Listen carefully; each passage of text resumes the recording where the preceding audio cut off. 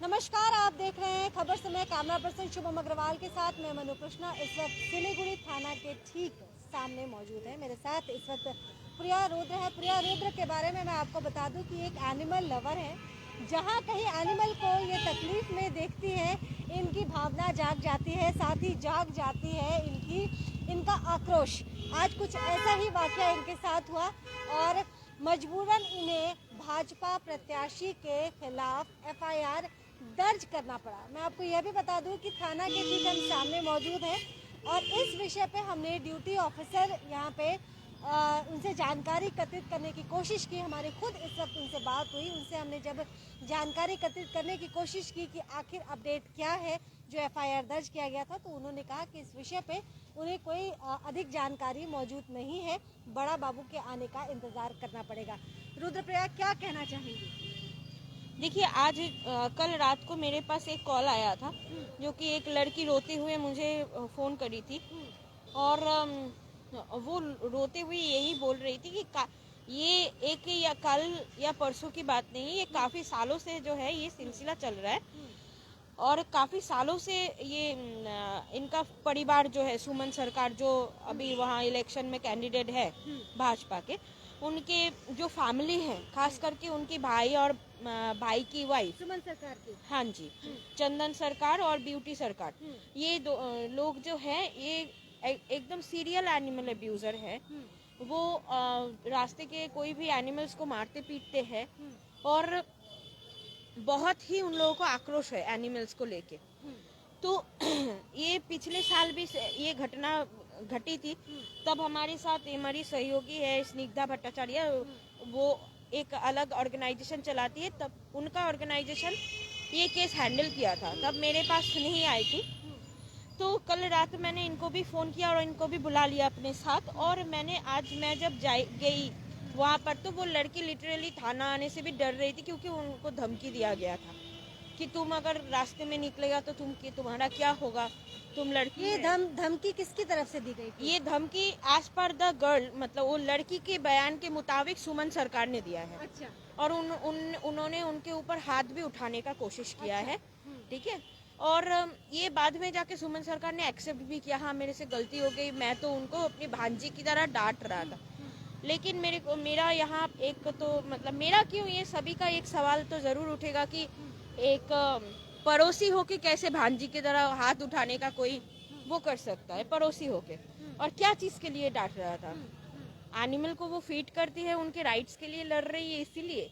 अच्छा, क्योंकि वो जो है वो एनिमल के संरक्षण में है, इसीलिए इनका उन पे नाराज होना। हाँ, वो लड़की जो है जिसने मुझे कांटेक्ट किया था कल रात को, वो लड़की और उसका फैमिली वहाँ जितने एनिमल्स है, स्ट्रे डॉग्स है, सबको खिलाती पिलाती है, टेक केयर करती है। और आपको एक बात जान के बहुत ही आप चकित होंगे कि उन लोगों की फैमिली की वजह से उनके स्ट्रीट डॉग्स जो भी है, जिन हमारे सबके घर के सामने 2-4 स्ट्रीट डॉग होते ही है, ये लड़की सुबह 6 बजे से लेकर रात के 12 बजे तक सबको चेन से अपने घर में बांध के रखती है ताकि वो लोग इसको मार ना दे इनको।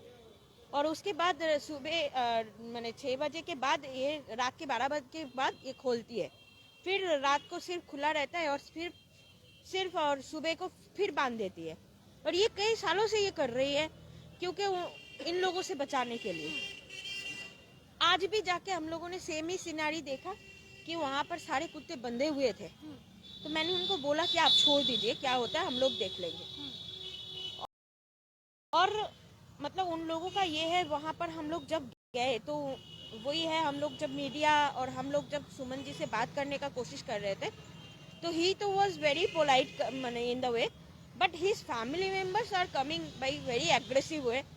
वो लोग तो झगड़ने के लिए आ गए थे लेकिन हम लोगों ने एंटरटेन नहीं किया, वो बात अलग है कि हम लोग अगर उनको एंटरटेन करते तो बहुत बड़ा झगड़ा होता।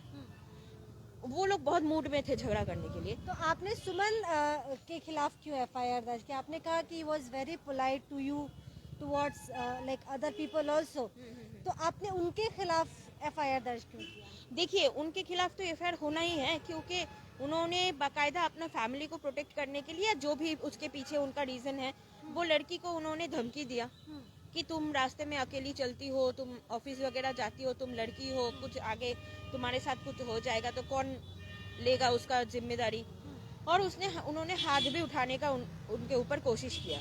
तो ये तो संगीन जुर्म है। अभी आप थाना भी आए हैं, क्या अपडेट मिला थाना से?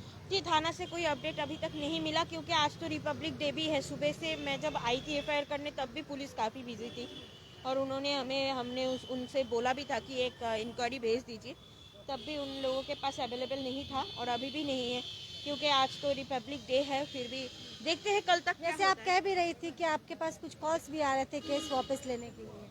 हाँ जी, कुछ कॉल्स मेरे पास आ रहे हैं, धमकी नहीं है, रिक्वेस्ट है, या आप बोल सकते हैं कि मतलब मुझे समझाने की कोशिश किया जा रहा है कि नहीं, सुमन सरकार इज नॉट इन्वॉल्व, आप प्लीज उनके खिलाफ केस वापस ले लीजिए।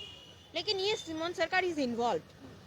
कौन है वो लोग जो आपको कन्विंस करने की कोशिश कर रहे हैं? जैसे कि आपने कहा कि धमकी नहीं है, वेरी पोलाइट वे में आपको कन्विंस कर रहे हैं, या रिक्वेस्ट कह लीजिए, पर वो है कौन? क्या ये पार्टी के लोग जुड़े हुए हैं? क्योंकि जाहिर सी बात है, एक पार्टी से वो जुड़े हुए हैं, और एक साख की भी बात होती है, पार्टी की बात होती है, चुनाव आने वाला है, उनकी छवि खराब हो सकती है।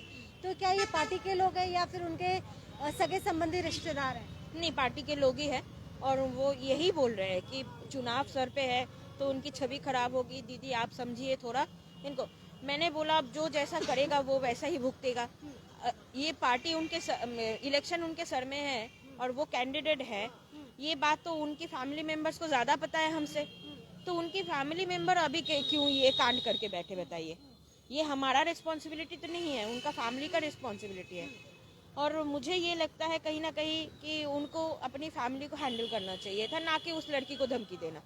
उनकी फैमिली जब इतना बड़ा एक कांड करके बैठी है, तो आप उस डॉग को देखेंगे तो आपको बहुत ही बुरा लगेगा कि वो डॉग गंभीर रूप से घायल है, और ऐसे घायल है कि उसका ट्रीटमेंट भी सही तरीके से नहीं किया जा सकता है। ऐसे कटा है, वहाँ स्टिच भी नहीं लगा सकता है, जबकि इन लोगों ने कल उसको हॉस्पिटल में भी लेके गए थे और डॉक्टर को भी दिखाया, और आज तो बंद है, कल फिर से उसको डॉक्टर के पास लिया जाएगा। तो एक जानवर ऐसे गंभीर रूप में घायल है और किसी को धमकी दिया जा रहा है कि नहीं तुम पुलिस स्टेशन नहीं जा सकता, ये तो जुर्म है ही है। तो क्या आप एफआईआर वापस लेने के मूड में हैं? कहीं आप नरमी बरतेंगी, या फिर जो आपने कदम आगे बढ़ा दिया वो बढ़ गया? नहीं, बिल्कुल नहीं, सवाल ही नहीं उठता है कोई नरमी बरसने का, ये एफआईआर वापस लेने का, यहाँ कोई सवाल ही नहीं उठता है। हाँ, लेकिन ये है कि उन्होंने माफी मांगी और उन्होंने बोला कि ये रिपीट नहीं होगा। तो वो जो एटीट्यूड है उनके घर वालों का, जो हाँ मैंने जो किया सही किया, उससे उनका एटीट्यूड बेहतर लगा, सिर्फ यही बोलना है। लेकिन यहाँ कोई सवाल ही नहीं उठता है कि उन्होंने कोई दोष नहीं किया है या हम लोग एफआईआर वापस ले लेंगे, ऐसा कोई सवाल उठता ही नहीं है। ऑफ कोर्स उन्होंने दोष किया है और हम लोग एफआईआर भी वापस नहीं लेने वाले हैं।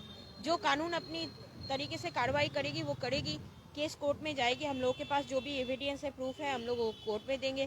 कोर्ट जो भी हमारी माननीय अदालत, हमारी माननीय जो भी हमारी कानून व्यवस्था है, जो ठीक समझेगी वही एक्शन लिया जाएगा।